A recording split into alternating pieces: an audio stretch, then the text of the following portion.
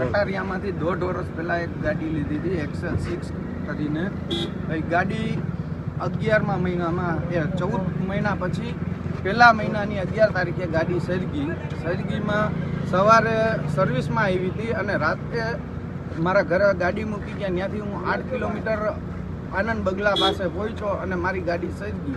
સર્વિસમાંથી આવ્યા પછી સરગી એટલે અમે 2 જણા હતા. એમાં હું હલાવતો તો પાછળથી એક ભાઈ આવીને કીધું કે તમારી ગાડી સરગે છે. અમે ઉતરી ગયા, ઉતરી શક્યા અને ઉતરાઈ ભેગું આખી ગાડી સરગી. એટલે મેં ફાયર બ્રિગેડને બોલાવ્યા, બાટલાથી મેં ગાડી ઠારી નાખી. પછી મેં કટારિયા શોરૂમમાં જાણ કરી.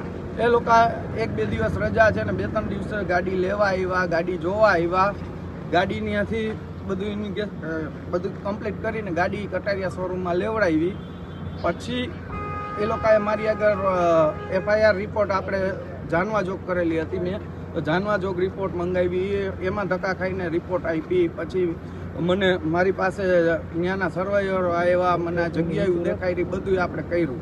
હવે ગાડી સરગીથી બેટરી પાસેથી અને પછી એ લોકો ફોગ લેમ્પનો એમ કહી છે કે તમે બહારથી ફોગ લેમ્પ લગાવી નખાવ્યો એટલે, પણ બહારથી ફોગ લેમ્પ નહીં, ખાલી ફોગ લેમ્પના દોગડા જ નખાવેલા હતા. એ લોકો આગળ લેમ્પાઈ નથી, અંદર લેમ્પાઈ નહોતા.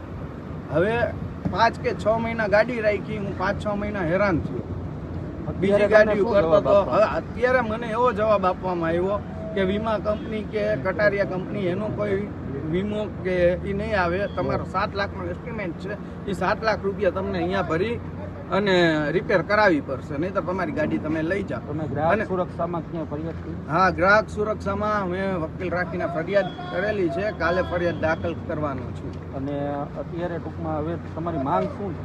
અત્યારે મારી માંગ એવી છે કે આજે હું 5 મહિના મને હેરાન કર્યો. એ લોકોને ખબર જ હતી કે આમ થશે તેમ થશે. તો 5 મહિનામાં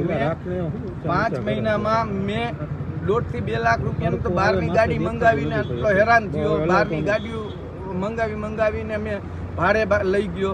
હવે 5-6 મહિના પછી એમ કહીશ કે તમારી ગાડી લઈ જાઓ. અને 3 દિવસ જવાબ આવ્યો, 3 દિવસમાં 50 ફોન આવ્યા કે તમારી ગાડી અહીંયાથી ઉપાડ.